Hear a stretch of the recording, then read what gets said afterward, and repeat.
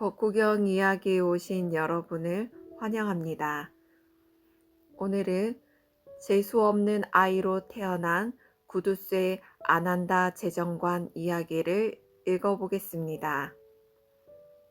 부처님께서 사와띠에 계실 때 재정관 아난다와 관련해서 개송 62번을 설하셨다.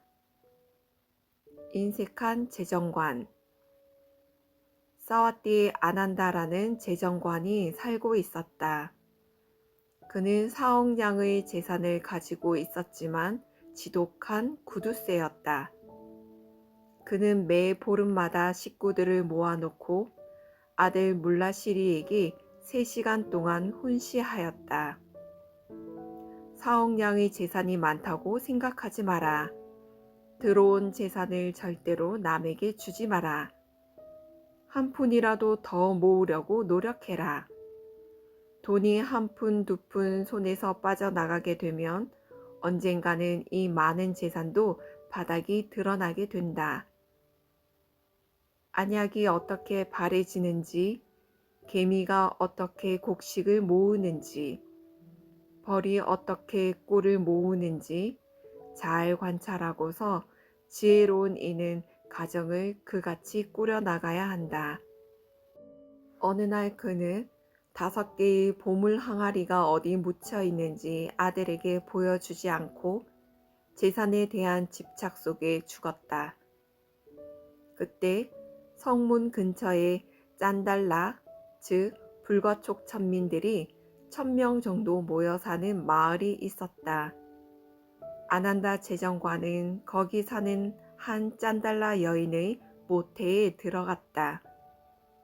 왕은 그가 죽었다는 말을 듣자 아들 물라시리를 불러 재정관에 임명했다. 아난다 재정관의 후신, 재수 온 붙은 아이. 1000명의 짠달라 가족은 한 무리를 이루어 품팔이를 하며 생계를 유지하고 살았다. 그러나 아난다 재정관을 임신한 그날부터 짠달라들은 일을 해도 보수나 몸을 지탱할 한 움큼의 살도 얻을 수 없었다. 짠달라들은 모두 모여서 대책을 강구했다. 우리는 일하고도 보수도 음식도 얻지 못한다. 틀림없이 우리 사이에 아주 재수 온붙은 놈이 있다. 그래서 그들은 2그룹으로 나누어 일을 나가보았다. 그래서 식량을 받아온 그룹과 받지 못한 그룹이 생기자 다시 받지 못한 그룹을 둘로 나누어 일을 나가보았다. 이런 식으로 조사를 해 나가자 결국 아난다를 임신한 여인이 문제의 인물임이 드러났다. 재수 온붙은 사람이 이 집에 있었군. 그들은 그녀를 추방했다. 그를 임신하고서부터 그녀는 몸을 지탱하는 데 필요한 음식조차 제대로 얻지 못하고 온갖 고초를 겪었지만 결국 아들은 낳았다. 그런데 아들은 손, 발, 눈, 귀, 코, 입이 붙어 있어야 할 곳에 붙어 있지 않았다. 그는 괴물 같은 기형하여서 시커먼 아귀를 보는 것처럼 극도로 혐오스러웠다. 그럼에도 불구하고 그녀는 아들을 버리지 않았다. 자기가 낳은 아이에 대한 어머니의 사랑은 정말 위대한 것이다. 그녀는 그를 키우는데 온갖 어려움을 겪었다.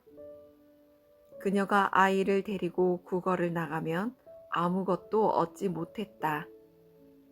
아이를 집에 놔두고 혼자 국어를 나가면 자신의 몸을 지탱할 정도의 음식만 얻을 수 있었다. 아들이 이제 혼자 국어를 나갈 정도로 자라나자 그녀는 아이의 손에 찌그러진 냄비를 주면서 말했다. 아들아, 우리는 더 이상 너를 먹여 살릴 수 없구나.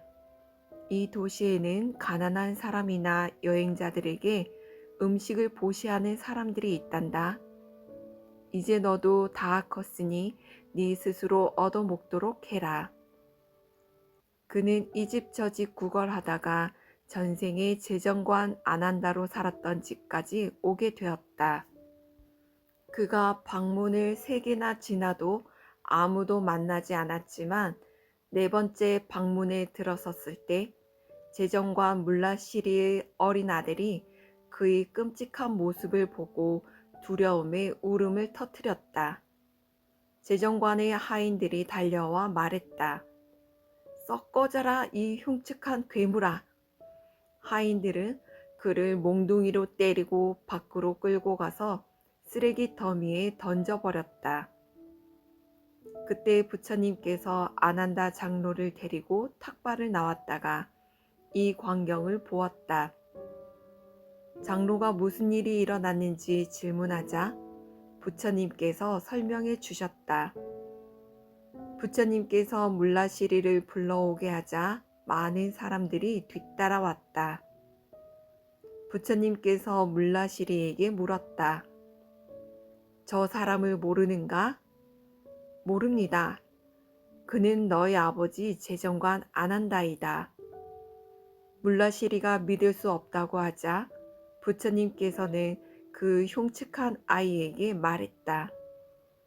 아난다여, 너희 5개의 보물 항아리를 찾아 보여주어라.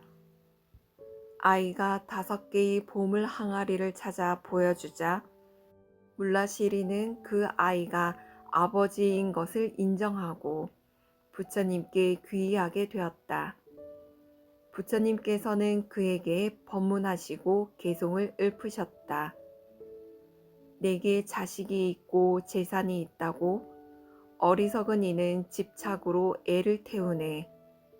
자신도 자신의 의지처가 되지 못하거늘 어찌 자식과 재산이 의지처가 되리요. 이 법문 끝에 84,000 사람들이 법을 이해하였고 많은 사람들이 이익을 얻었다. 오늘의 법구경 이야기는 여기까지입니다.